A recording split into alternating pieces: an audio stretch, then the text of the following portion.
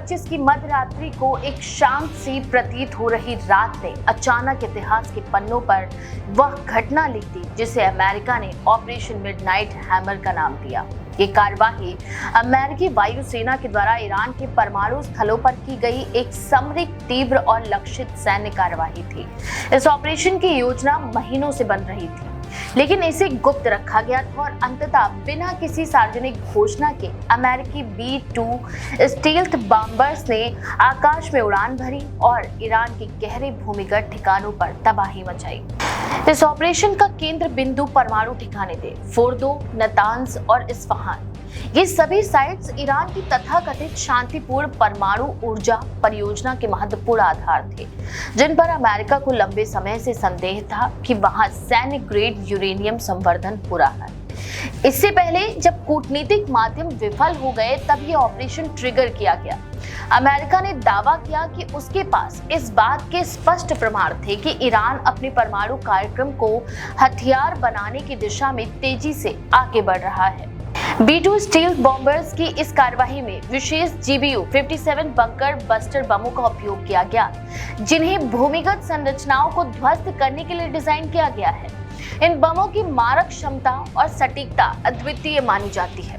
इन बमों को गिराने से पहले अमेरिकी सैटेलाइट, साइबर यूनिट्स और निगरानी विमानों ने यह सुनिश्चित किया कि लक्ष्य सक्रिय है और किसी भी आम नागरिक की उपस्थिति नहीं है।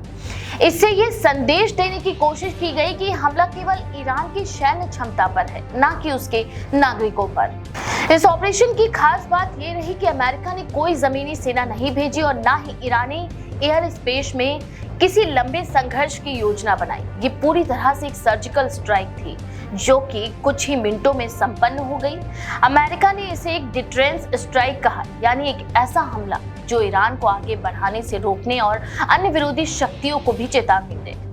ऑपरेशन की जानकारी सार्वजनिक होते ही दुनिया भर में राजनीतिक हलचल तेज हो गई। रूस और चीन ने तुरंत अमेरिका की निंदा की और कहा कि यह अंतर्राष्ट्रीय कानून का उल्लंघन है। ईरान ने इसे युद्ध की कार्यवाही करार दिया और चेतावनी दी कि इसका जवाब वह अपने तरीके से देगा। भारत, तुर्की, यूरोपीय संघ और संयुक्त राष्ट्र ने संयम बरतने की अपील की, लेकिन अधिकांश देशों ने ये मान लिया कि अमेरिका ने ये कार्यवाही बहुत सोच समझकर की है।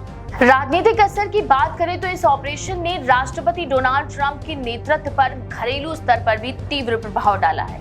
कुछ रिपब्लिकन समर्थन इसे एक निर्णायक नेतृत्व का उदाहरण मानते हैं, लेकिन डेमोक्रेट और लिबरल खेमा इसे एक खतरनाक मिसाल बता रहे हैं, विशेषकर इसलिए कि कांग्रेस को इस ऑपरेशन की पूर्व जानकारी नहीं दी गई। ट्रंप प्रशासन पर पहले से ही आरोप लगते रहे कि वह कार्यपालिका को संसद के ऊपर रखकर काम कर रहा है और ये कार्यवाही उन आरोपों को और हवा दे रही है। दूसरी तरफ अमेरिकी रक्षा विभाग और पेंटागन इस ऑपरेशन को एक सफलता की पराकाष्ठा के रूप में पेश कर रहे हैं। उनका ये मानना है कि इस हमले से ईरान के परमाणु कार्यक्रम को कम से कम 3 से 5 साल पीछे ढकेल दिया गया है और उसकी पुनर्निर्माण क्षमता को गंभीर रूप से बाधित किया गया है।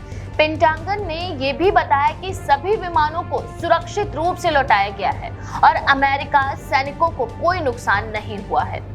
कूटनीतिक दृष्टि से इस ऑपरेशन का सबसे बड़ा असर मध्य पूर्व में अमेरिका की छवि पर पड़ा है। इजराइल ने इस कार्यवाही का समर्थन करते हुए कहा कि ये एक समय की जरूरत थी, जबकि सऊदी अरब, UAE और बहरीन जैसे देश सार्वजनिक रूप से चुप हैं, लेकिन अंदरूनी तौर पर वे इस कार्यवाही से संतुष्ट नजर आ रहे हैं। वहीं हिजबुल्ला और हूती जैसे ईरान समर्थक संगठन अधिक उग्र हो गए हैं, जिससे आने वाले हफ्तों में क्षेत्रीय हिंसा बढ़ने की संभावना से इनकार नहीं किया जा सकता।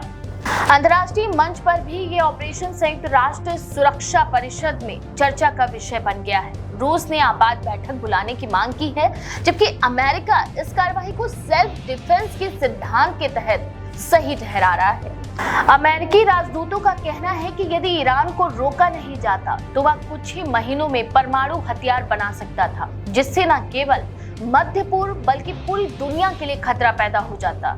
इस हमले का असर वैश्विक तेल बाजार पर भी देखा गया, जहां कीमतों में अस्थायी उछाल आया। ईरान की प्रतिक्रिया की आशंका और फारस की खाड़ी में तनाव ने व्यापारिक जहाजों और कंपनियों को सतर्क कर दिया है। घरेलू स्तर पर ट्रंप प्रशासन ने ऑपरेशन के तुरंत बाद एक मीडिया ब्रीफिंग में जनता को बताया कि इस कार्यवाही से अमेरिका को सुरक्षित रखने के लिए जरूरी था। ट्रंप ने अपने बयान में कहा कि मैं कोई युद्ध नहीं चाहता, लेकिन मैं अमेरिका और उसके सहयोगियों की रक्षा के लिए कोई भी कड़ा कदम उठाने को तैयार हूँ। विपक्षी नेताओं ने हालांकि इसे एक डाइवर्जनरी एक्ट करार दिया है, ये कहते हुए कि ये कार्यवाही घरेलू चुनावी संकटों और महंगाई से ध्यान भटकाने का प्रयास हो सकता है।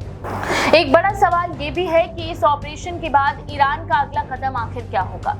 अब तक ईरान ने सीमित जवाब भी दिए हैं, जिनमें साइबर हमलों की आशंका ज्यादा है। ईरानी रिवोल्यूशनरी गार्ड्स की एक शाखा ने कहा कि यह हमला भुलाया नहीं जाएगा और हर स्तर पर अमेरिका को कीमत चुकानी पड़ेगी। विशेषज्ञों का मानना है कि सीधे सैन्य जवाब की बजाय ईरान अप्रत्यक्ष युद्ध के रास्ते पर जा सकता है, जैसे कि साइबर हमले, आतंकी हमलों को समर्थन या तेल टैंकरों को निशाना बनाना। इस घटनाक्रम से जुड़े कुछ विश्लेषक ये भी मानते हैं कि ये कार्यवाही परमाणु अप्रसार नीति को लेकर एक नया मोड़ हो सकती है। यदि अमेरिका इस तरह एक तरफा कार्यवाही करता है तो ये अन्य देशों के लिए भी एक उदाहरण बन सकता है, खासकर उन देशों के लिए जो अंतर्राष्ट्रीय निरीक्षण से दूर अपने हथियार कार्यक्रम चला रहे हैं। भविष्य में इस ऑपरेशन के असर को पूरी तरह से आंकना कठिन होगा, लेकिन कुछ चीजें स्पष्ट हैं। पहला, अमेरिका ने ये दिखा दिया है कि वह अपने खुफिया तंत्र, सैन्य तकनीक और रणनीति के मामले में अब भी अपराजय है।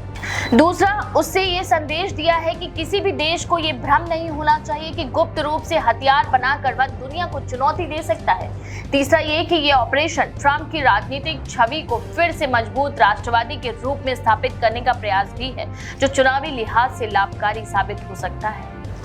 इस ऑपरेशन से उपजा राजनीतिक संवाद अगले कुछ हफ्तों और महीनों तक जारी रहेगा। अमेरिकी कांग्रेस इस ऑपरेशन की पारदर्शिता और संवैधानिकता पर बहस करेगी, जबकि दुनिया ये देखेगी कि क्या वन टाइम एक्शन था या फिर एक नए संघर्ष की शुरुआत। आप इस बारे में क्या सोचते हैं? अपनी राय हमें कमेंट में जरूर लिखें। ऐसी और भी खबरों के लिए देखते रहिए द पेज 90।